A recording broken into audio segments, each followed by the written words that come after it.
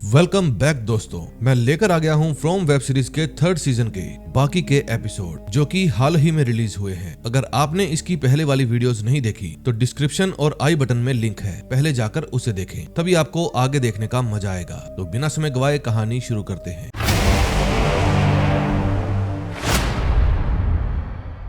6th episode में हम देखते हैं रात के वक्त ट्वेथा और जिम की थोड़ी बहस हो जाती है। दरअसल ट्वेथा को अभी भी लग रहा था कि बाहर निकलने के बाद भी वो किसी की हेल्प नहीं ले पाई, ये उसकी सबसे बड़ी गलती थी। लेकिन जिम उसे समझाता है कि ऐसा नहीं है, तुमसे जो हो सका तुमने किया। ये बात सुनकर ट्वेथा उस पर चिल्लाने लगती है क्योंकि वो हर बार उसे झूठा दिलासा देता है। फिर जिम उसको समझाने की बहुत कोशिश करता है, लेकिन ट्वेथा जब चिल्लाना बंद नहीं करती तो जिम को भी गुस्सा आ जाता है और वो ट्वेथा से कहता है कि इसीलिए मैं तुमसे तलाक लेना चाहता था। इसके बाद जिम गुस्से में वहाँ से चला जाता है। फिर अगली सुबह जूली ट्वेथा के पास आती है। उसने और इथन ने ट्वेथा और जिम की सारी लड़ाई सुन ली थी क्योंकि वे दोनों बहुत ही चिल्ला चिल्ला कर लड़ रहे थे। जूली उन दोनों से ही नाराज थी क्योंकि इतनी खतरनाक जगह में फंसे होने के बावजूद वे दोनों एक दूसरे से समझौता नहीं कर पा रहे थे। पिछली रात जो हुआ, ट्वेथा उसके लिए जूली से माफी मांगती है, लेकिन जूली उससे मुंह फेर कर वहाँ से चली जाती है। दूसरी तरफ चेड बॉयड को वे पर्चियां दिखाने के लिए बुलाता है जो उसे और ट्वेथा को उन बोतलों में मिली थी। चेड बताता है कि इन पर्चियों का और उस पेड़ का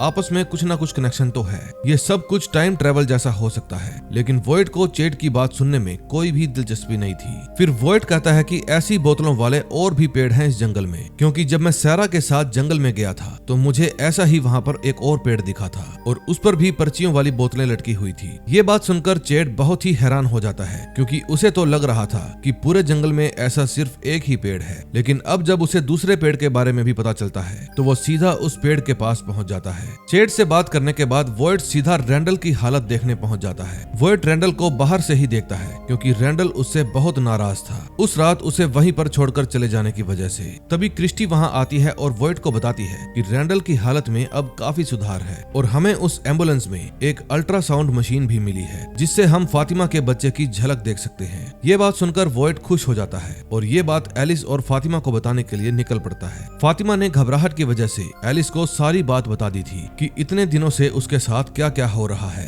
फिर एलिस फातिमा को शांत करता है और समझाता है कि अब सब कुछ ठीक हो जाएगा। तभी उसके दरवाजे पर वॉइड आ जाता है। फिर फातिमा एलिस से मना करती है कि ये बात तुम वॉइड को मत बताना, लेकिन एलिस उसे समझाता है कि हमें किसी न किसी से हेल्प लेनी होगी, ये काम हम अकेले नहीं कर पाएंगे। अगले सीन में हम विक्टर को देखते हैं जो अपने पिता के कमरे में कुछ सामान लेने के लिए गया था। दरअसल विक्टर कहीं जा रहा था, तभी उसका बाप हेनरी वो भी उसके साथ चलने की जिद करता है ताकि वो अपने बेटे के साथ कुछ समय बिता सके। लेकिन विक्टर उन्हें साथ चलने के लिए मना कर देता है क्योंकि वो एक बहुत ही खतरनाक जगह पर जा रहा था जहां उसकी और हेनरी की जान को खतरा हो सकता था। लेकिन फिर अपने पिता का मान रखने के लिए विक्टर उन्हें साथ चलने की इजाजत दे देता है। उस समय बाहर डोना डेल की गाड़ी हुई बॉडी के आगे पत्थर रख रही थी ताकि उसकी बॉडी को ढका जा सके, बिल्कुल एक कफन की तरह। तभी डोना के पास ट्वेथा आती है और उससे डेल के बारे में पूछती है। डेल की मौत से डोना काफी दुखी थी। भले ही डेल ने उसे बहुत परेशान किया हो, लेकिन वे दोनों सालों से एक साथ थे और अब डेल की मौत के साथ साथ उनकी कई सारी यादें भी दफन हो गई थी।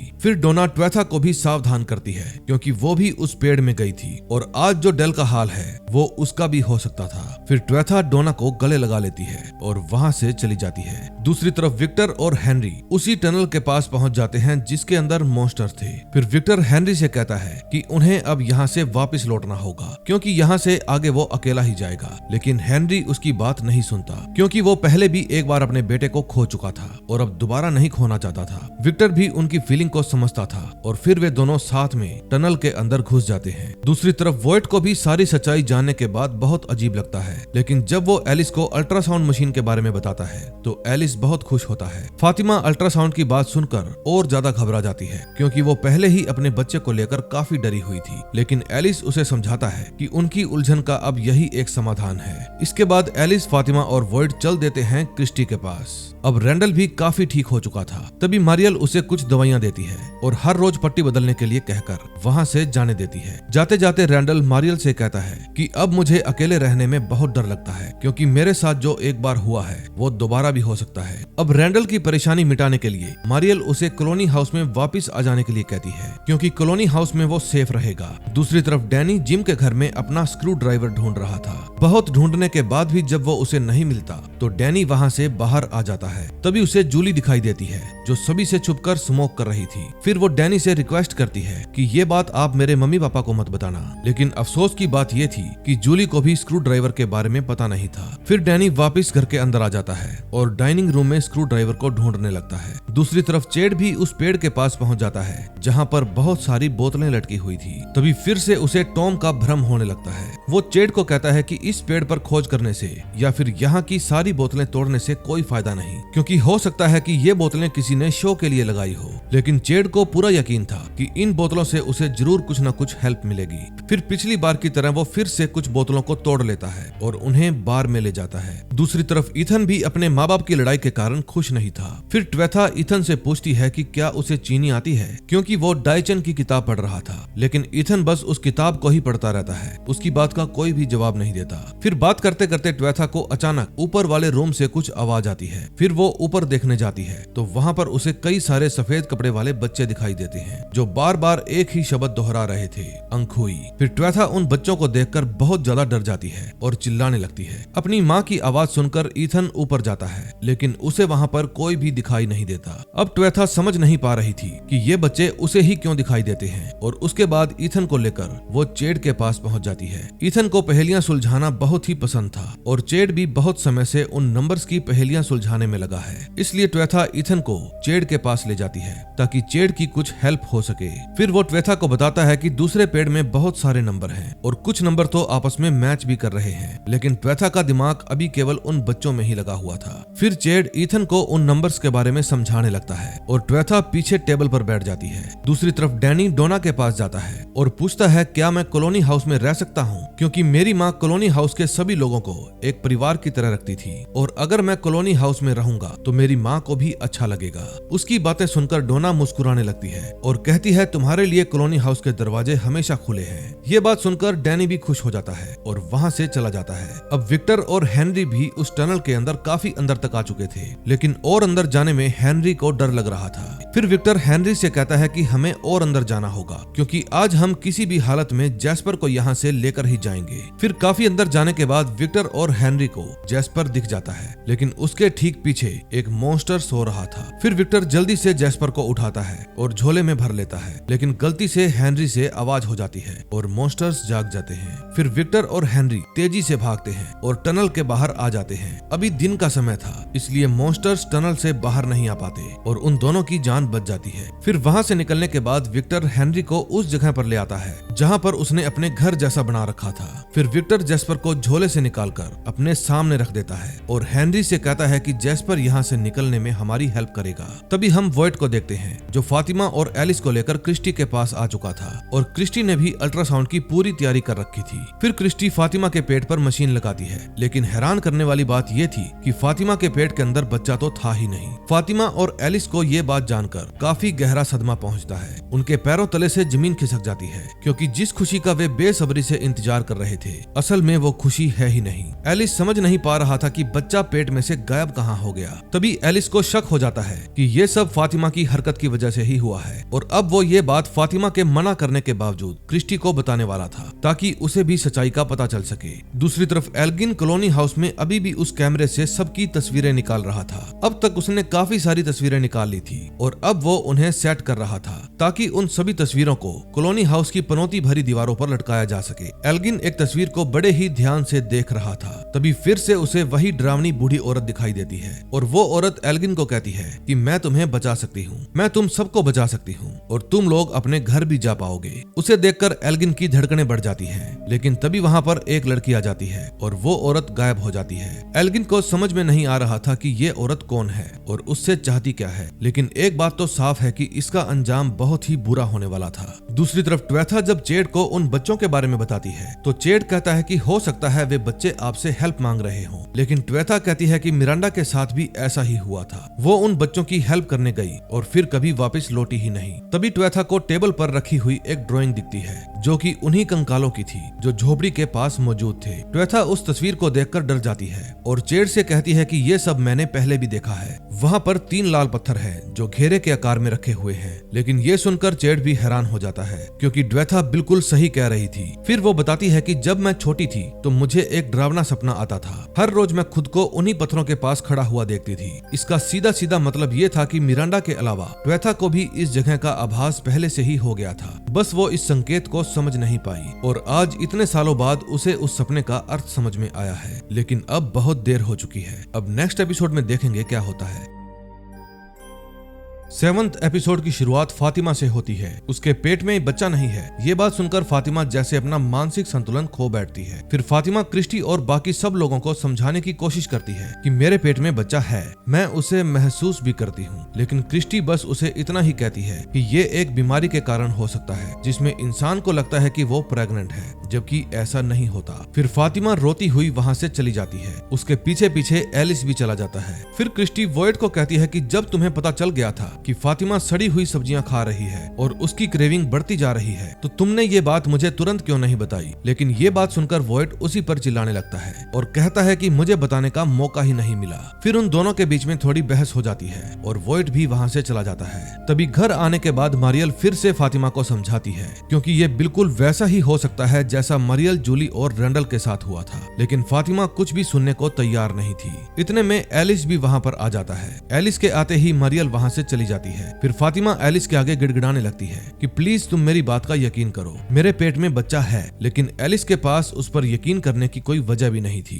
फिर वो एलिस को बताती है कि मैं हर रोज मेजरिंग टेप से अपनी कमर नापती हूँ और हर रोज मेरा पेट थोड़ा बड़ा होता है। क्या मेरी बॉडी का बदलाव भी झूठा है? अब वो खुद भी समझ नहीं पा रही थी कि जब मेरे पेट के अंदर बच्चा है ही नहीं तो फिर क्या है। फिर वो एलिस को रोते हुए कहती है कि मेरे अंदर जो कुछ भी है वो धीरे धीरे बढ़ रहा है और स्ट्रॉन्ग भी होता जा रहा है। मेरे अंदर कुछ तो है जो ये कचरा खाने की भूख बढ़ती जा रही है। एलिस के पास फातिमा की बातों का कोई भी जवाब नहीं था, इसलिए वो उसे समझाकर आराम करने के लिए कहता है। तभी हम विक्टर को देखते हैं जो जैस्पर से बात करने की कोशिश कर रहा था, लेकिन वो उससे बात करने की बहुत कोशिश करता है मगर जैस्पर कोई बात करता ही नहीं। फिर वो जोर जोर से चिल्लाने लगता है। उसकी आवाज सुनकर हेनरी ऊपर आ जाते हैं और अपने बेटे की चिंता करने लगते हैं क्योंकि इस खिलौने के चक्कर में विक्टर अपना संतुलन खो रहा था। क्योंकि किसी भी हालत में विक्टर को बस जैस्पर से बात करनी थी। फिर वो उसको उठाकर वहाँ से चला जाता है। अगले सीन में हम देखते हैं एल्गिन ने फातिमा के लिए एक सुंदर सा की होल्डर बनाया था। फिर वो की होल्डर को एक जगह पर टांग देता है, लेकिन तभी सामने रखे कैमरा से एक तस्वीर बाहर आती है और उस तस्वीर को देखकर विक्टर सोच में पड़ जाता है क्योंकि वो एक दरवाजे की थी जो उसने पहले भी देखा है।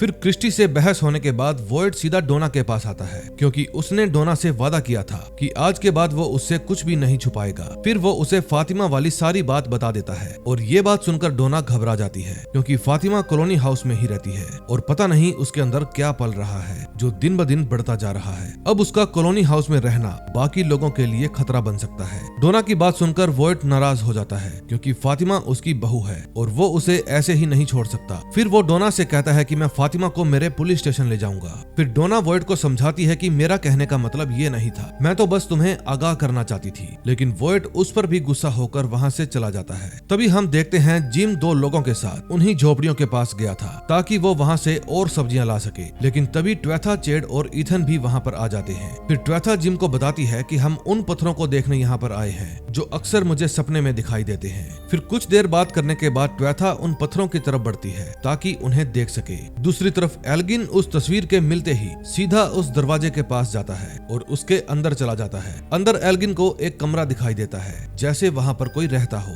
तभी उसे सामने एक और दरवाजा दिखाई देता है। एल्गिन जब उस दरवाजे को खोलता है तो उसे उसके अंदर एक और दरवाजा दिखता है। फिर एल्गिन उस दरवाजे को भी खोलता है तो देखता है सामने एक और कमरा है। अब एल्गिन थोड़ा घबरा जाता है और जैसे ही उस कमरे के अंदर जाता है उसे वहाँ पर बदबू आने लगती है। तभी उसे जमीन पर एक मॉन्स्टर की लाश दिखाई देती है। तभी वो डरावनी औरत फिर से एल्गिन के पास आती है, लेकिन इस बार एल्गिन उसे देखकर घबराता नहीं और कहता है तुम इन्हीं सबूतों की बात कर रही थी ना। अब ये सबूत क्या थे ये हमें आगे पता चलेगा। अगले सीन में हम मिरन को देखते हैं जिसके मन में हजारों सवाल चल रहे थे। फिर मिरन डाइनर में आकर डैनी से मिलती है और अपने सवालों के जवाब जानने की कोशिश करती है। डैनी उसके लिए चाय बनाता है और शांति से बैठने के लिए कहता है। वो डैनी से कई सारे सवाल करती है, जैसे यहाँ पर डाइनर किसने बनाया और वो पुलिस स्टेशन भी, लेकिन डैनी उससे बस इतना ही कहता है कि आज वो जिन सवालों के जवाब जानने की कोशिश कर रही है और सोच रही है कि वो सभी लोगों को यहाँ से बाहर निकाल लेगी। ये सवाल बहुत समय पहले हमारे मन में भी आए थे,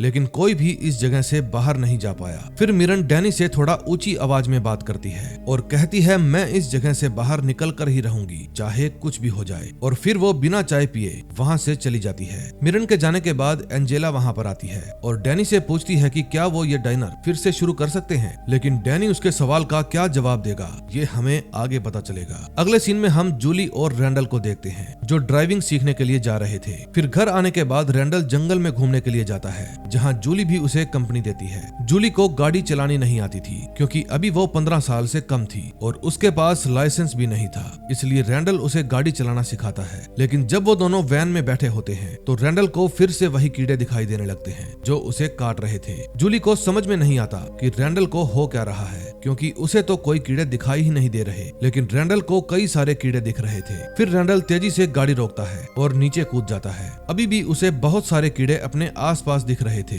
फिर जूली रैंडल को संभालती है, लेकिन रैंडल जंगल में चला जाता है और जूली को घर जाने के लिए कहता है। दूसरी तरफ विक्टर सैरा के घर जाता है। वो सैरा से पूछता है कि क्या मैं तुम्हारे बेसमेंट में जा सकता हूँ क्योंकि मुझे जैस्पर से कुछ बात करनी है। सैरा समझ नहीं पाती कि विक्टर आखिर क्या करना चाहता है। फिर वो उसे अंदर आने देती है। घर पर विक्टर के पिता उसे लेकर काफी परेशान थे। फिर वो डोना से मिलते हैं और उससे पीने के लिए ड्रिंक मांगते हैं ताकि उसका मन हल्का हो सके। फिर डोना खुद उनको साथ लेकर ड्रिंक पीने के लिए चली जाती है। फिर ड्रिंक पीते पीते हेनरी कहता है कि कभी कभी मुझे ऐसा लगता है कि काश ट्वेथा मुझसे मिली ही ना होती। विक्टर को मरा हुआ मान लेना मेरे लिए आसान था और अपने बेटे को इस दर्द में देखना मेरे लिए बहुत मुश्किल काम है। डोना उनकी भावनाओं को समझ रही थी और फिर वो उनको हौसला देती है। अगले सीन में हम देखते हैं वॉइड जब पुलिस स्टेशन आता है तो उसकी अलमारी खुली हुई थी। इसका मतलब किसी ने यहाँ पर कुछ चुराने की कोशिश की थी। फिर वॉइड जोर से चिल्लाने लगता है कि कौन है यहाँ पर। तभी वहाँ पर मिरन आती है। मिरन पहले ही वॉइड से बहुत चिड़ी हुई थी और आज वो उससे अपनी गन वापस लेने आई थी। फिर वॉइड मिरन को उसकी गन वापस करने से साफ साफ मना कर देता है, लेकिन मिरन उससे लड़ने लगती है क्योंकि वो एक कॉप है और उसके पास गन रखने का लाइसेंस भी है।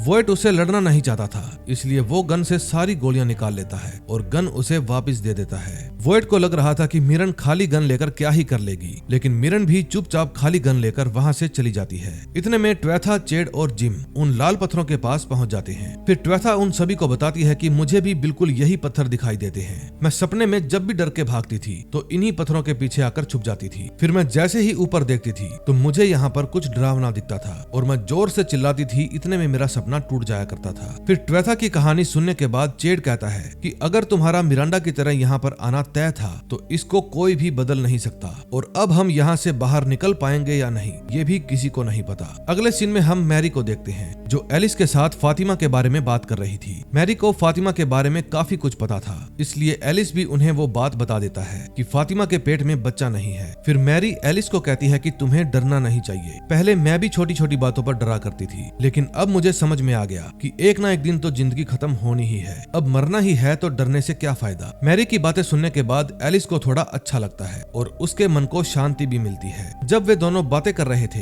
तभी फातिमा को अपने शरीर में कुछ महसूस होता है। तभी फातिमा के पेट में अचानक से बहुत तेज दर्द शुरू होने लगता है और उसका पेट नीचे की तरफ धंसने लगता है। फिर वो जोर जोर से चिल्लाने लगती है, लेकिन जैसे ही मैरी और एलिस अंदर आते हैं तो वो बिल्कुल ठीक हो जाती है। फातिमा समझ नहीं पाती कि ये क्या हो रहा है, लेकिन उसे क्या पता था कि उसके पेट से कौन सी मुसीबत जन्म लेने वाली है। तभी एलिस फातिमा के दर्द से परेशान होकर क्रिस्टी के पास आ जाता है और उसके कमरे में से दर्द की दवाइयां चुराने लगता है, लेकिन क्रिस्टी एलिस को ये दवा लेने से मना कर देती है क्योंकि इससे फातिमा के शरीर को भारी नुकसान हो सकता है। इतने में वहाँ पर वॉइड भी आ जाता है और वो एलिस को दवा वापस करने के लिए कहता है। फिर एलिस भी दवा पटक कर वहाँ से बाहर आ जाता है, लेकिन वॉइड बाहर आकर उसे समझाता है और उसे गले लगा लेता है। तभी हम जूली और रैंडल को देखते हैं। रैंडल ने जूली को घर जाने के लिए कहा था, लेकिन वो उसके पीछे पीछे ही जा रही थी। चलते चलते रैंडल और और जूली उसी जगह पर आ जाते हैं जहाँ पर वॉयट मार्टिन से मिला था। जूली को वहाँ पर कुछ अजीब सी आवाजें आने लगती है, इसलिए दोनों ही वहाँ से वापस चले जाते हैं क्योंकि जंगल में अकेले घूमना सुरक्षित नहीं था।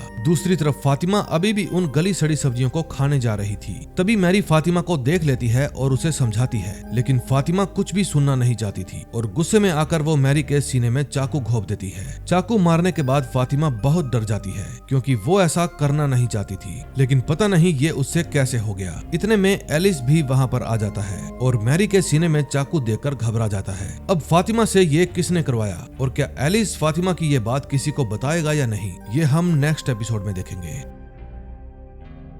8वें एपिसोड में हम देखते हैं एलिस ने वॉयट को सारी बातें बता दी थी, लेकिन ये बात सुनते ही वॉयट फातिमा को लेकर जंगल वाले घर में आ जाता है। वॉयट जानता है कि अगर सबको पता चल गया कि फातिमा ने ही मैरी को मारा है तो सभी उसे उस पिंजरे के अंदर डालने के लिए कहेंगे। फिर फातिमा रोते हुए वॉयट से कहती है कि मैं ये जानबूझकर नहीं करना चाहती थी, लेकिन पता नहीं मैंने मैरी को कैसे मार दिया। फिर वॉयट फातिमा को यकीन दिलाता है कि मैं तुम्हें जरूर बचाऊंगा, लेकिन तब तक तुम्हें यहाँ से बाहर नहीं निकलना है। फिर वो फातिमा को अंदर रहने के लिए कहकर वहां से चला जाता है। दूसरी तरफ चेड, जिम, ट्वेथा और इथन ये चारों भी जंगल से वापस आ गए थे। चेड जब बार में जाता है तो उसे वहां पर कुछ आहट सी सुनाई देती है और फिर वो घबरा जाता है, लेकिन तभी अंदर के दरवाजे से विक्टर के पिता बाहर आते हैं। हेनरी को देखते ही चेड पूछता है कि आप कौन हो। फिर हेनरी उसे अपना परिचय देते हैं। दरअसल हेनरी यहाँ पर थोड़ी ड्रिंक पीने आए थे और चेड इसके लिए उन्हें इजाजत दे देता है। तभी बाहर एक आदमी को मैरी की लाश मिलती है और वो चिल्ला चिल्लाकर सबको बुलाने लगता है। वॉयट जानता था कि फातिमा ने जब मैरी को मारा तब एलिस के अलावा वहाँ पर कोई भी नहीं था, इसलिए वॉयट ने वो लाश वहाँ से हटाई नहीं ताकि किसी को शक ना हो। उस समय एल्गिन दूर खड़ा उस आदमी को चिल्लाते हुए देख रहा था, लेकिन तभी एल्गिन के कैमरे से एक तस्वीर बाहर आती है और ये तस्वीर किसकी है ये तो सिर्फ एल्गिन ही जानता है। तभी डैनी और मिरान मैरी की लाश के पास आ जाते हैं। कुछ देर बाद वॉयट भी वहाँ पर आ जाता है। फिर वॉयट सबके सामने ऐसे दर्शाता है जैसे उसे ये बात पहले से मालूम ही नहीं थी, क्योंकि मिरान एक कोप है और अगर उसे जरा सा भी शक हो गया तो सबको फातिमा की असलियत का पता चल जाएगा। फिर वॉयट डैनी और मिरान से कहता है कि टाउन में हर एक से पूछताछ करो और पता लगाओ ये किसने किया है। मिरान को वॉयट पर ही शक था क्योंकि वॉयट कुछ खोया खोया सा लग रहा था, लेकिन वो वॉयट से केवल उसकी तबीयत के बारे में पूछकर वहाँ से चली जाती है। कुछ देर बाद डोना भी वहाँ पर आ जाती है। मैरी की ऐसी हालत देखकर डोना पहले तो उसकी लाश ढकती है और फिर वॉयट से कहती है कि हमें सैरा से पूछताछ करनी चाहिए क्योंकि सैरा ने पहले भी अपने भाई को मारा है। फिर वॉयट डोना से कहता है कि ये सैरा का काम नहीं है, लेकिन जब डोना नहीं मानती तो वॉयट उसे कुछ देर बाद स्टेशन पर मिलने के लिए कहता है, जहां से वे दोनों सैरा से पूछताछ करने के लिए जाने वाले थे। अगले सीन में हम विक्टर को देखते हैं जो सैरा के हाथ में जैस्पर थमा देता है और उससे बात करने के लिए कहता है ताकि विक्टर को क्रिस्टोफर और जैस्पर के बीच में हुई पुरानी बातें याद आ जाए। लेकिन सैरा समझ नहीं पा रही थी कि जैस्पर से उसे क्या बात करनी है। फिर जब वो जैस्पर से बात करना शुरू करती है तो विक्टर उसे डांटने लगता है क्योंकि वो ये काम सही से नहीं कर पा रही थी। फिर विक्टर खुद का सिर पटकने लगता है क्योंकि उसे कुछ याद ही नहीं आ रहा था। सैरा भी विक्टर की हालत देखकर परेशान हो जाती है और ट्वेथा के पास चली जाती है क्योंकि ट्वेथा विक्टर को बहुत अच्छे से समझती थी। उस समय जिम और ट्वेथा अपने घर में आपस में बात कर रहे थे। जिम ट्वेथा को उस फोन कॉल के बारे में बता रहा था जिसमें वो लड़का अपने आप को थॉमस बता रहा था। तभी सैरा वहां आ जाती है और दरवाजा खटखटाती है। फिर वो ट्वेथा को तुरंत विक्टर के पास चलने के लिए कहती है क्योंकि विक्टर की हालत ठीक नहीं थी। फिर ट्वेथा जिम को कहती है कि मुझे जाना होगा और फिर सैरा और ट्वेथा वहां से निकल जाते हैं। दूसरी तरफ जूली रैंडल से मिलने आती है। वो रैंडल को कहती है कि उस जगह पर कुछ तो अजीब था, इसलिए हमें वापस उस जगह पर जाकर देखना चाहिए। लेकिन रैंडल कुछ दिन पहले ही अपनी जिंदगी के सबसे दर्दनाक पल झेल चुका है, इसलिए वो उस जगह पर जाने से साफ साफ मना कर देता है। फिर जूली वहां से चली जाती है और अपने घर में आ जाती है। कुछ देर बाद रैंडल को अपने कमरे के बाहर कुछ आहट सी सुनाई देती है। फिर रैंडल बाहर आकर देखता है तो वहां पर एल्गिन आया था। फिर एल्गिन रैंडल से कहता है कि मैं यहाँ पर क्रिस्टी से कुछ बैंडेज लेने आया हूँ, लेकिन क्रिस्टी तो वहां पर थी ही नहीं, इसलिए वो खुद ही अपनी जरूरत का सामान निकाल रहा था। फिर रैंडल एल्गिन से कुछ देर बात करता है और वहां से चला जाता है। फिर रैंडल के जाते ही एल्गिन चुपचाप ब्लड टेस्ट करने वाली मशीन वहां से उठा लेता है और अपने साथ ले जाता है। दरअसल एल्गिन कोई बहुत बड़ा राज सबसे छुपा रहा था, लेकिन वो राज क्या था ये हमें थोड़ी देर में पता चल जाएगा। दूसरी तरफ ट्वेथा भी विक्टर के पास पहुंच जाती है और वहां पहुंचकर वो विक्टर को संभालती है। फिर वो विक्टर को आराम से कुर्सी पर बिठा देती है और धीरे धीरे सारी सारी पुरानी बातें याद करने के लिए कहती है।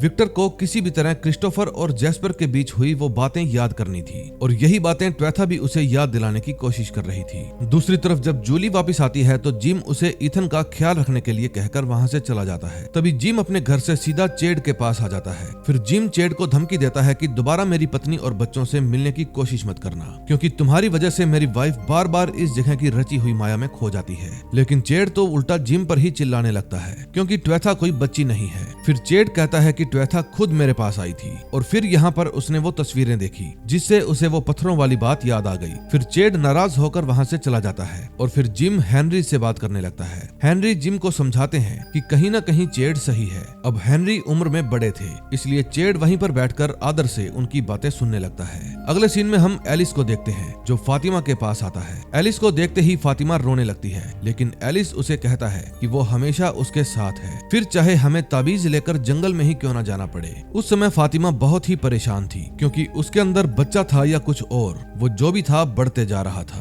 फिर एलिस फातिमा को कुछ कपड़े और एक पुराना सा रुमाल देकर वहाँ से चला जाता है। एलिस के जाते ही फातिमा को अचानक वो भूतिया औरत दिखाई देती है जो अब तक एल्गिन को ही दिख रही थी। फिर फातिमा उसे देखकर बहुत डर जाती है, लेकिन तभी वो औरत गायब हो जाती है। उस समय एल्गिन अपना ब्लड निकालने जा रहा था। दरअसल पिछली रात जो कैमरे से तस्वीर निकली थी उसमें एक ब्लड पैकेट की फोटो बनी हुई थी और इसीलिए वो अपना ब्लड निकालना चाहता था। फिर वो अपना ब्लड निकालना शुरू कर देता है, लेकिन तभी फिर से कैमरे से एक तस्वीर बाहर आती है और इस बार भी इस तस्वीर का राज आपको आगे पता चलेगा। अब जूली और ईथन भी उस जगह पर पहुंच चुके थे। फिर जूली ईथन से कहती है कि इस जगह पर कुछ नहीं है, लेकिन फिर भी मुझे यहाँ पर आकर अलग सी शांति मिलती है। फिर वे दोनों उन चार पत्थरों के बीच में जाने लगते हैं, लेकिन तभी जूली के सामने दुनिया बदल जाती है और वो पहुंच जाती है भ्रम की दुनिया में। अब जूली उसी जगह पर वापस आ जाती है जहाँ वॉइट ने मार्टिन को देखा था। ये देख जूली बहुत घबरा जाती है, क्योंकि ईथन भी अब गायब हो चुका था। तभी जूली को अचानक चीखें सुनाई देने लगती है और तभी वो खुद को, रैंडल को और मारियल को अपने ही सामने बंधा हुआ देखती है,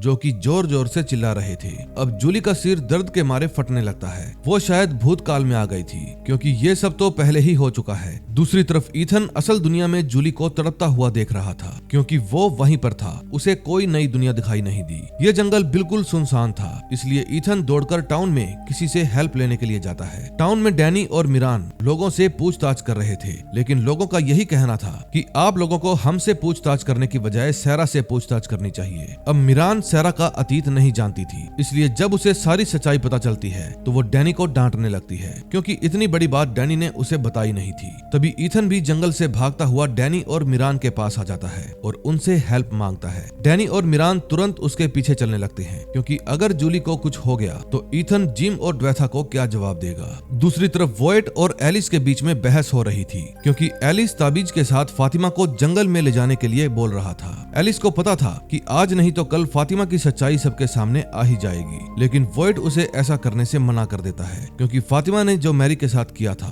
कल को वो एलिस के साथ भी कर सकती थी। जब उन दोनों की बहस हो रही थी तो डोना वहाँ पर आती है। अब वॉइट से रहा नहीं जाता और वो डोना को सारी सच्चाई बता देता है। ये सुनते ही डोना बहुत हैरान हो जाती है, क्योंकि वॉइट और एलिस ने इतनी बड़ी बात सब लोगों से छुपा रखी थी। फिर डोना वॉइट से कहती है कि मैं भी फातिमा से बहुत प्यार करती हूँ, लेकिन उसका छुपे रहना सही नहीं है। फिर डोना वहाँ से ये कहकर चली जाती है कि अगर तुम लोगों ने बाकी लोगों को सच्चाई नहीं बताई तो मैं बता दूंगी। अब वॉइट डोना की धमकी से परेशान हो जाता है और तुरंत एलिस और फातिमा को जंगल में जाने की इजाजत दे देता है। इतने में डैनी और मिरान जूली के पास आ जाते हैं, लेकिन जूली अभी भी भ्रम की दुनिया में खोई हुई थी। जूली को सपने में मार्टिन दिखता है, जो उससे कुएं में रस्सी फेंकने के लिए बोल रहा था। जूली को समझ में नहीं आता कि अंदर कौन है, लेकिन हैरान करने वाली बात ये थी कि अंदर वॉइट था। इसका मतलब उस दिन वॉइट वहाँ से बाहर निकला था जूली की हेल्प से, ना कि बंधे हुए मार्टिन की हेल्प से। रस्सी फेंकते ही मार्टिन जूली को वहाँ से चले जाने के लिए कहता है, लेकिन तभी डैनी और मिरान दोनों मिलकर जूली का भ्रम तोड़ देते हैं। अब जूली अतीत में कैसे पहुंची, ये भी इस जगह के रहस्यों में से एक है। फिर डैनी और मिरान जूली को उठाकर वहाँ से ले जाने लगते हैं। दूसरी तरफ ट्वेथा अभी भी विक्टर को पुरानी बातें याद दिलाने की कोशिश कर रही थी। धीरे धीरे करके विक्टर को सब याद आ जाता है। तभी विक्टर ट्वेथा को बताता है कि वो जैस्पर नहीं था जो क्रिस्टोफर से बात कर रहा था, वो था सफेद कपड़ों वाला बच्चा। उस सफेद कपड़ों वाले बच्चे ने क्रिस्टोफर से कहा था कि इसका अंत आखिरी में नहीं बल्कि शुरुआत में है। जब वे बच्चे यहाँ पर आए थे तो एक एक करके सब मारे गए और क्रिस्टोफर को उन सभी बच्चों की हेल्प करनी होगी। लेकिन ये बात सुनते ही क्रिस्टोफर गुस्सा हो जाता है और उनकी हेल्प करने से भी मना कर देता है। फिर विक्टर ने ये बात अपनी माँ मिरांडा को बताई, जिसके बाद मिरांडा उन बच्चों की हेल्प करने के लिए निकल गई। ये थी क्रिस्टोफर की पूरी कहानी, जो विक्टर को अब याद आ चुकी थी। लेकिन ड्वेथा को ये कहानी सुनने के बाद थोड़ी हैरानी होने लगती है। अगले सीन में हम एल्गिन को देखते हैं, जो उस तस्वीर की हेल्प से फातिमा तक पहुंच जाता है और उसे ये कहकर वहां से ले जाता है कि एलिस एक खुफिया जगह पर उसका इंतजार कर रहा है। तभी एलिस और वॉइड जब फातिमा को देखने के लिए आते हैं तो देखते हैं वो वहां पर है ही नहीं। ये देखकर वे दोनों ही परेशान हो जाते हैं। तभी एल्गिन फातिमा को उसी दरवाजे के पास ले जाता है जहाँ पर अंडरग्राउंड रूम था। एल्गिन फातिमा को अंदर ले जाता है, लेकिन वहाँ फातिमा को कुछ गड़बड़ लगती है। फिर वो एल्गिन से कहती है कि हमें यहाँ से जाना चाहिए, मैं एलिस का इंतजार उसी जगह पर कर लूंगी। लेकिन एल्गिन अब उसे वहाँ से जाने नहीं दे रहा था। फिर वो फातिमा को कहता है कि तुम्हारे पेट में जो बच्चा है वो तुम्हारा नहीं है। फिर फातिमा ये बात सुनकर रोने लगती है। फिर वो एल्गिन को धक्का देकर वहाँ से निकलने की भी कोशिश करती है, लेकिन एल्गिन फिर से उसे खींचकर अंदर ले जाता है। अब नेक्स्ट एपिसोड में देखेंगे क्या होता है।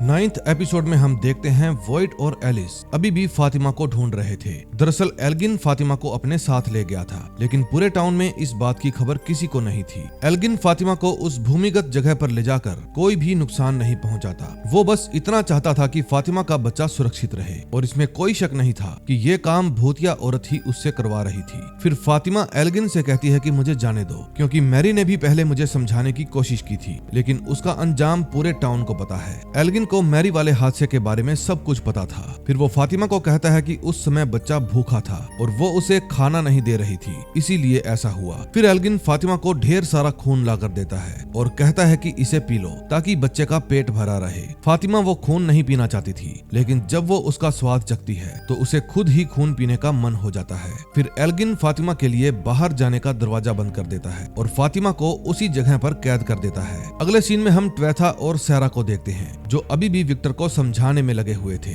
ट्वेथा विक्टर को बहुत समझाती है, लेकिन वो कुछ भी सुनने और समझने को तैयार ही नहीं था। विक्टर सारा कसूर खुद का ही मान रहा था। फिर वो वहाँ से जाने लगता है और ट्वेथा जब उसे रोकने के लिए पकड़ती है तो उसे भी अपने शरीर में कुछ महसूस होने लगता है। अब विक्टर तो वहाँ से चला जाता है, लेकिन ट्वेथा समझ नहीं पा रही थी कि उसके शरीर में अभी हुआ क्या था। तभी डैनी ट्वेथा के पास आता है और जूली के बारे में बताता है, जो क्रिस्टी के पास अपना चेकअप करवा रही थी। अब जूली बिल्कुल ठीक थी। अब ट्वेथा भी वहाँ पर आ जाती है, लेकिन जूली जब उन्हें ये बताती है कि सबसे पहले मैं उस जंगल में रैंडल के साथ गई थी, तो जिम का दिमाग गर्म हो जाता है। फिर जिम वहाँ से उठकर सीधा रैंडल के पास आ जाता है। रैंडल को अभी भी उन कीड़ों की आवाज सुनाई दे रही थी, लेकिन जिम के आते ही वो आवाजें आनी बंद हो जाती है। फिर जिम रैंडल पर चिल्लाने लगता है कि वो जूली को अपने साथ जंगल में क्यों लेकर गया। रैंडल कहता है कि मैं तो सिर्फ उसे ड्राइविंग सिखा रहा था, मैंने जूली को दोबारा जंगल में जाने से मना भी किया था। फिर उन दोनों में बहस हो जाती है, जिसका कोई भी रिजल्ट नहीं निकलता। फिर जिम वहाँ से चला जाता है। दूसरी तरफ एलिस वॉइड को वापस पुलिस स्टेशन ले जाता है, क्योंकि वॉइड को अपने हाथ पैरों में कुछ अजीब सी झंझनाहट महसूस हो रही थी,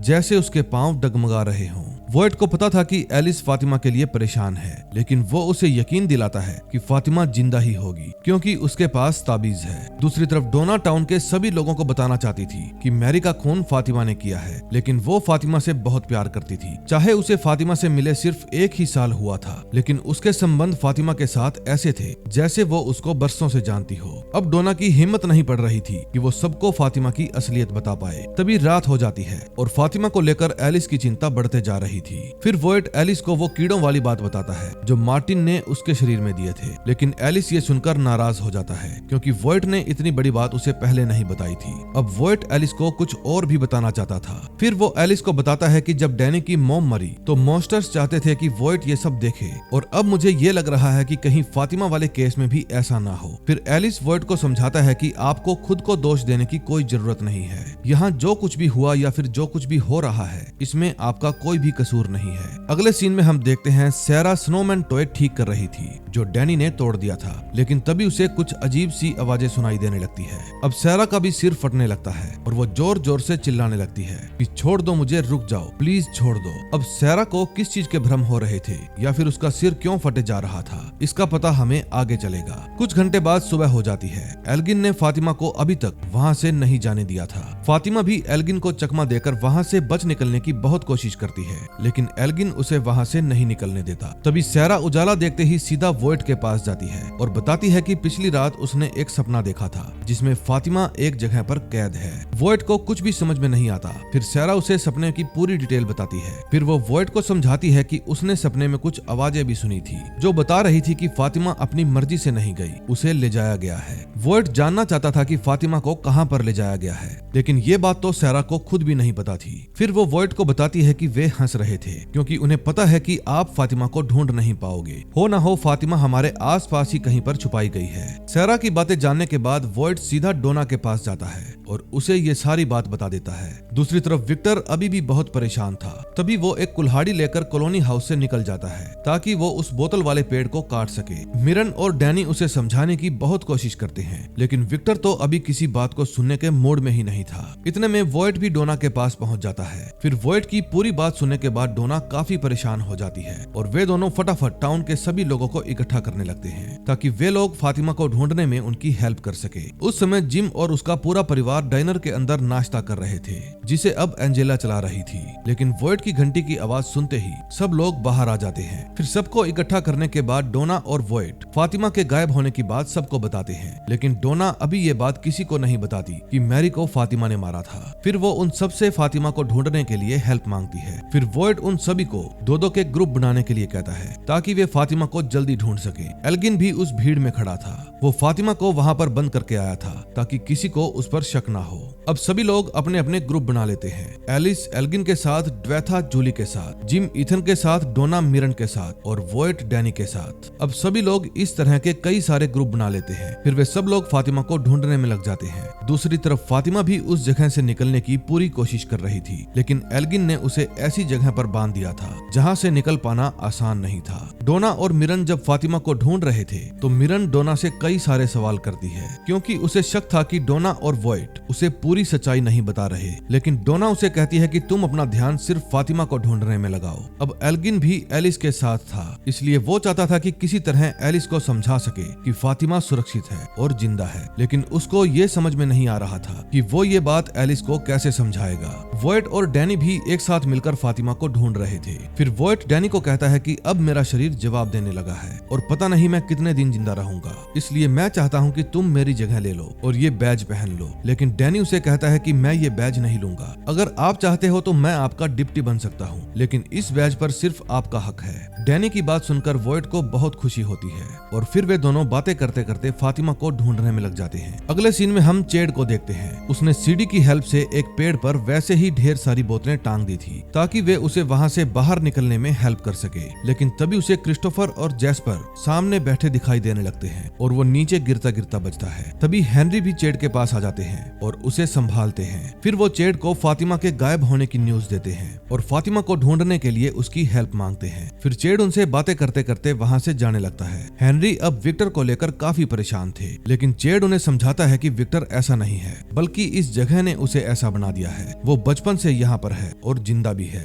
उसके लिए ये समय कितना संघर्ष भरा रहा होगा, ये सिर्फ वही जानता है। अब चेड फातिमा को ढूंढने में अपना समय खराब नहीं करना चाहता था, इसलिए वो अपने बार में चला जाता है ताकि वो कोई रास्ता ढूंढ सके। दूसरी तरफ विक्टर उस पेड़ को काटने में लगा था, लेकिन तभी वो सफेद कपड़ों वाला बच्चा उसे आकर रोक देता है। वो बच्चा विक्टर को उस पेड़ को काटने से मना करता है, लेकिन विक्टर जब उससे यहाँ से बाहर निकलने का रास्ता पूछता है तो वो बच्चा उसे ये कहकर चला जाता है कि तुम ये पेड़ मत काटो। विक्टर को समझ में नहीं आ रहा था कि अब वो क्या करे, उस बच्चे की सुने या फिर अपने दिल की। अब वो क्या फैसला लेता है ये हम आगे देखेंगे। तभी जिम और ईथन दोनों उस बस के पास आ जाते हैं जिसमें वे लोग वहाँ पर आए थे, लेकिन फातिमा उन्हें वहाँ भी नहीं मिलती। तभी बस के अंदर रखे रेडियो में से थॉमस की आवाज आने लगती है। फिर जिम ईथन को तुरंत वहाँ से चलने के लिए कहता है क्योंकि अगर वे लोग उसके जाल में फंस गए तो शायद जिंदा नहीं बचेंगे। ट्वेथा और जूली का ग्रुप भी फातिमा को ढूंढ रहा था। फिर जूली ट्वेथा को बताती है कि उसने उस दिन भ्रम में खुद को देखा था और मेरे साथ रैंडल और मैरी को भी।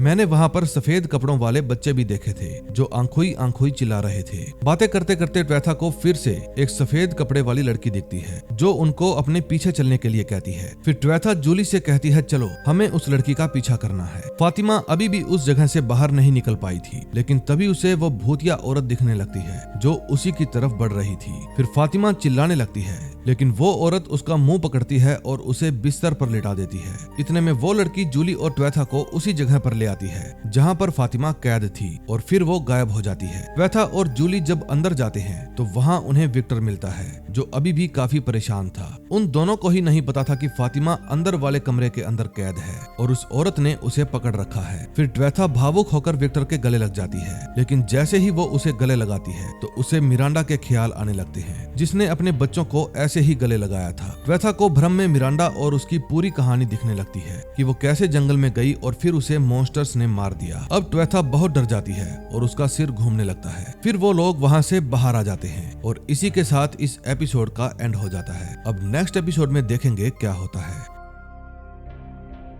लास्ट एपिसोड में हम देखते हैं डैनी वॉइट को नक्शा दिखाकर समझा रहा था कि उन्होंने अभी कहां कहां फातिमा को नहीं ढूंढा है। डैनी वॉइट से पूछता है कि फातिमा वहां जंगल में क्या कर रही थी, लेकिन वॉइट उसकी बात पर कोई भी जवाब नहीं देता क्योंकि अभी तक किसी को भी ये बात नहीं पता थी कि फातिमा ने ही मैरी को मारा है। कुछ देर बाद एलिस भी वहां पर आ जाता है। फिर एलिस वॉइट से कहता है कि हमें एल्गिन से फातिमा के बारे में पूछना चाहिए क्योंकि वो जिस तरह से मुझे कह रहा था कि फातिमा सुरक्षित है, यकीनन उसे फातिमा के बारे में पता है। एलिस की बातें सुनने के बाद वॉइट सोच में पड़ जाता है क्योंकि पूरे टाउन के लोग एल्गिन को एक अच्छा बच्चा समझते थे और आज वो ऐसा करेगा ये कोई भी सोच नहीं सकता था। फातिमा अभी भी दर्द से तड़प रही थी, उसका पेट काफी फूल गया था और उसके अंदर जो कुछ भी था वो बाहर आने के लिए उतावला था। तभी जब जिम अपने घर पहुंचता है तो बाहर उसे विक्टर मिलता है जो ट्वेथा की तबीयत को देखकर थोड़ा परेशान था। विक्टर की बातें सुनकर जिम दौड़कर अंदर जाता है, लेकिन ट्वेथा उसे कहती है कि मैं ठीक हूँ, तुम्हें परेशान होने की जरूरत नहीं है। उस समय ईथन बाहर विक्टर के साथ खड़ा था।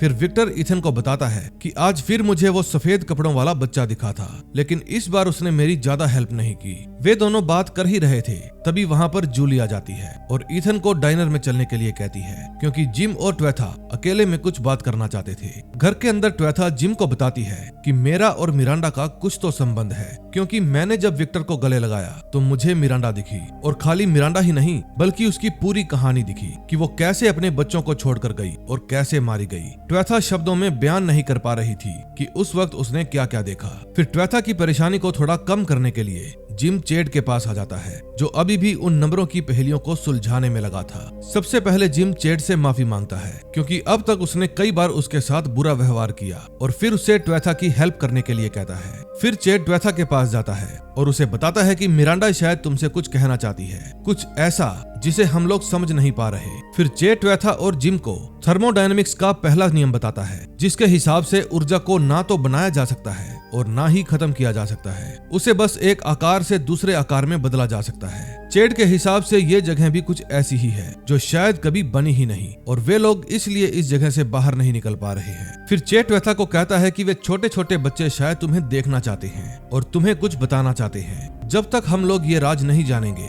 तब तक हम यहाँ से बाहर नहीं निकल पाएंगे। अगले सीन में हम वॉइट को देखते हैं जो डैनी, एलिस, सारा और डोना को लेकर एल्गिन से बात करने आया था। वॉइट बहुत कोशिश करता है कि एल्गिन फातिमा के बारे में बता दे, लेकिन एल्गिन उसे कुछ भी नहीं बताता। एल्गिन कहता है कि उस एंजल ने मुझे किसी को भी कुछ ना बताने के लिए कहा है और वो एंजल कोई और नहीं बल्कि उसी भूतिया औरत को बोल रहा था। वो बताता है कि वो किसी चमत्कार की तरह है और फातिमा का बच्चा ही उन्हें यहाँ से बाहर निकालेगा। फिर वॉइट एल्गिन को समझाने की बहुत कोशिश करता है कि फातिमा के पेट में कुछ भी नहीं है। अल्ट्रासाउंड में भी उसका पेट खाली आया था, उसके पेट में कोई बच्चा नहीं है, लेकिन एल्गिन किसी की भी बात सुनने को तैयार ही नहीं था। अब एलिस का सब्र का बांध टूट जाता है और वो एल्गिन पर हमला कर देता है। सभी मिलकर एलिस को पकड़ते हैं और उसे एल्गिन से दूर करते हैं। अब वॉइट सभी को कमरे से बाहर लेकर आ जाता है सिवाय एल्गिन के और दरवाजा बंद कर देता है। फिर सारा एलिस से कहती है कि अगर एल्गिन को यकीन है कि वो बच्चा और एंजल हमें यहाँ से निकालने में हेल्प करेंगे तो वो हमें कभी भी फातिमा का पता नहीं बताएगा क्योंकि हर कोई यहाँ से निकलना चाहता है और एल्गिन के हिसाब से वो ये बात हमसे छुपाकर उसको बचा रहा है। अब वॉइट का दिमाग खराब हो जाता है क्योंकि वो भी अपनी बहू फातिमा से बहुत प्यार करता है और उसे ढूंढने के लिए किसी भी हद तक जा सकता है। फिर वोइट डोना से पूछता है कि उसने सारे औजार कहाँ रखे और फिर जब डोना उसे बता देती है तो वोइट वहाँ से चला जाता है। फिर वो उन सभी औजारों को निकालने लगता है। तभी वहाँ फादर आते हैं। हर बार की तरह फादर सिर्फ वोइट को ही दिखाई दे रहे थे और किसी को भी नहीं। फादर वोइट से कहते हैं कि उसे फातिमा की असलियत लोगों से नहीं छुपानी चाहिए थी, क्योंकि फातिमा के अंदर क्या है ये किसी को भी नहीं पता और आगे चलकर अगर कुछ गड़बड़ हुई तो लोग सबसे पहले वोइट का गला पकड़ेंगे। उस वक्त वोइट फादर की कोई भी बात सुनने के मूड में नहीं था, बल्कि वो तो उन पर चिल्लाने लगता है कि आप फातिमा के बारे में कुछ भी बुरा भला ना कहें और फिर फादर वहाँ से गायब हो जाते हैं। अब एक तरफ तो वोइट और एलिस फातिमा को ढूंढने में असफल रहे थे और दूसरी तरफ उसका दर्द बढ़ता ही जा रहा था। फातिमा को और खून पीने का मन कर रहा था, लेकिन दर्द और गुस्से की वजह से वो बोतल को दीवार पर मार देती है। अब वो उस टूटी हुई बोतल के टुकड़े से अपना पेट चीरना चाहती थी ताकि वो देख सके कि इसके अंदर क्या है, लेकिन वो भूतिया औरत उसे ऐसा करने से रोक देती है। फिर वो भूतिया औरत कांच का टुकड़ा उठाकर फातिमा की गर्दन पर रख देती है, जिसके कारण उसे बहुत दर्द होता है। दूसरी तरफ ट्वेथा चेड को उस जगह पर लेकर जाती है जहां उसने आखिरी बार उन बच्चों को देखा था। फिर चेड ट्वेथा को बताता है कि मैंने भी वो बच्चे देखे थे जो एक घेरा बनाकर मेरे अगल बगल खड़े थे और बार बार अंखोई अंखोई चिल्ला रहे थे, और इसके अलावा उसके सिर के ऊपर एक जड़ भी थी। जड़ का नाम सुनते ही ट्वेथा को विक्टर की याद आ जाती है, क्योंकि विक्टर ने ही उसे इस बारे में बताया था कि वे बच्चे पत्थरों पर लेटे होंगे और उन्हें बचाने की उम्मीद की जा रही होगी, जिससे एक जड़ का निर्माण होगा और उन जड़ों की वजह से ही एक पेड़ बन जाएगा, जिसे हम फॉर्मेट ट्री कहते हैं। ये बात सुनने के बाद चेड और भी पागल सा होने लगता है। वो तो उस शब्द अंखुई का मतलब भी नहीं समझ पा रहा था, लेकिन इस अंखुई का क्या मतलब है इसके बारे में आपको जल्दी ही पता लग जाएगा।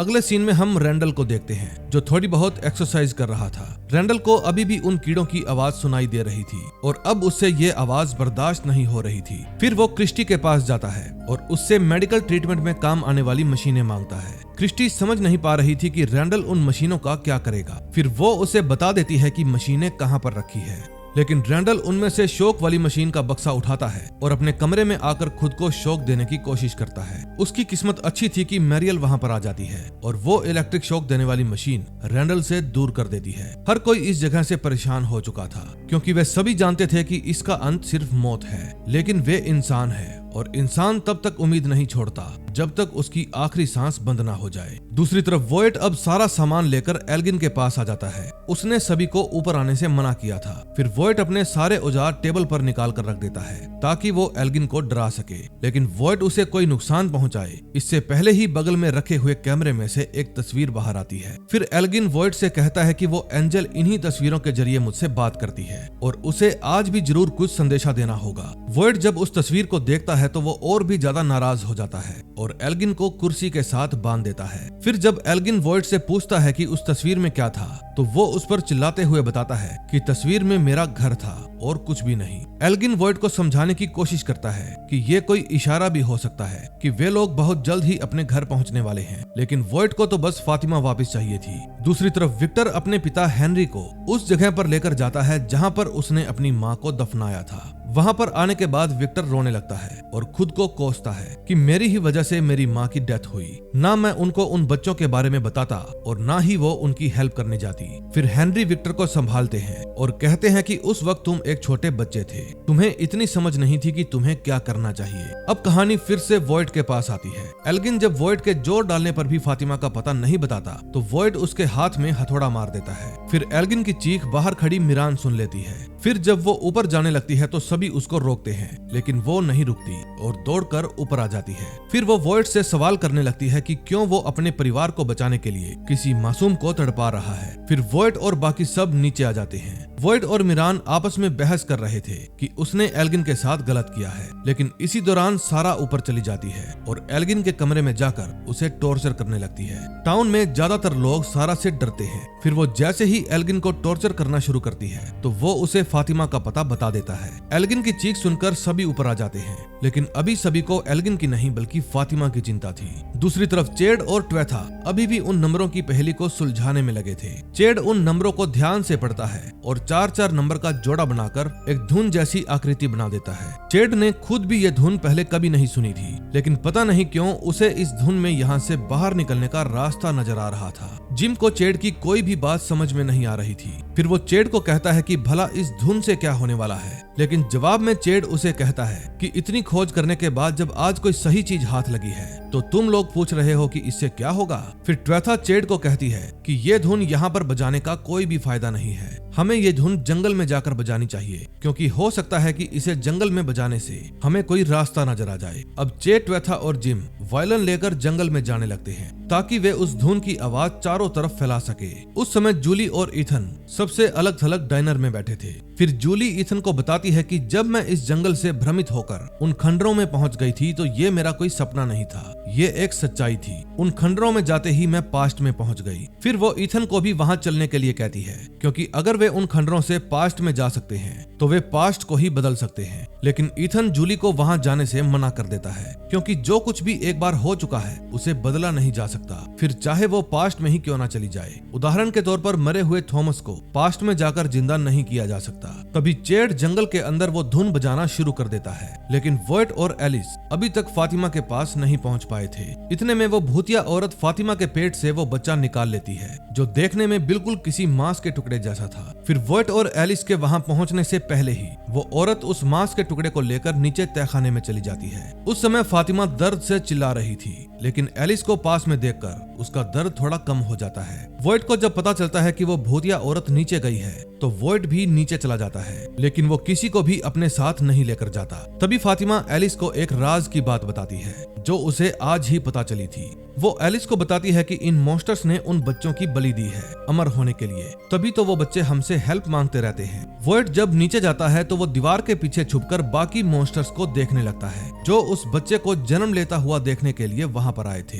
फिर वो मांस का टुकड़ा धीरे धीरे बड़ा होने लगता है और फिर उसमें से एक हंसता हुआ मॉन्स्टर बाहर आ जाता है, जो शायद उनका लीडर था या फिर उनमें से ही एक सदस्य था। मुझे लगता है कि शायद ये वही मॉन्स्टर है जिसको वोइट ने मार दिया था, क्योंकि ये मॉन्स्टर्स अमर हैं, इसीलिए उसने दोबारा जन्म ले लिया। लेकिन एपिसोड में कहीं पर भी इस बात का जिक्र नहीं है कि वो वही मॉन्स्टर है। आपकी क्या राय है कमेंट में जरूर बताना। तभी इस मॉन्स्टर के जन्म लेने के बाद असली बदलाव आता है ट्वेथा और जिम की लाइफ में। चेड के धुन बजाने से वे सफेद कपड़ों वाले बच्चे जंगल से बाहर आ जाते हैं और उनमें से एक लड़की फिर से ट्वेथा के पास आकर आंखोई कहती है। उस बच्ची के इतना बोलते ही ट्वेथा को सारी बीती हुई बातें याद आने लगती हैं। फिर उसे घबराहट सी होने लगती है और वो वहां से जाने लगती है, लेकिन जिम उसे रोक लेता है, क्योंकि अभी तक उन्हें कुछ भी समझ में नहीं आया था कि यहाँ क्या हुआ है। फिर ट्वेथा जिम को सारी बात बताना शुरू कर देती है। दरअसल ट्वेथा ही पिछले जन्म में मिरांडा थी और चेड क्रिस्टोफर, और इसीलिए वे बच्चे उन दोनों को ही दिखाई देते हैं। उन लोगों ने कई बार जन्म लिया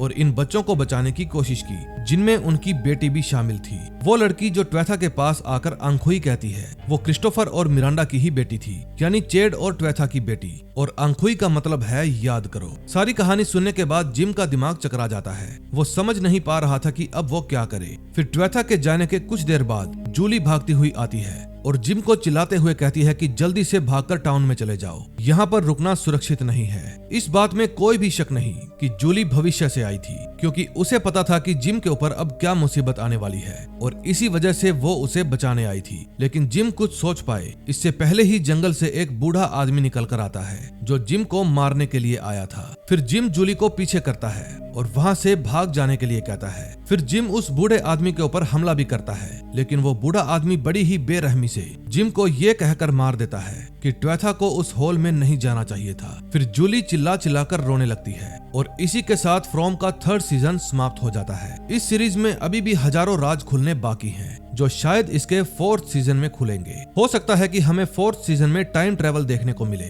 क्योंकि जूली भविष्य से आई थी। इसका मतलब ये मुमकिन है। दोस्तों, अब की बार इसके अगर वीकली एपिसोड आए तो मैं अपने मूवी स्टॉक चैनल पर उनको अपलोड करता रहूंगा, ताकि आपको कई कई दिन तक इंतजार ना करना पड़े। सो प्लीज हमारे दोनों चैनल सब्सक्राइब कर लें, मूवी ज्ञान and movie stock. Movie stock का लिंक आपको डिस्क्रिप्शन में भी मिल जाएगा, आई बटन में भी और वीडियो के एंड में भी। तो मिलते हैं नए दिन नई स्टोरी के साथ। Till then, bye bye.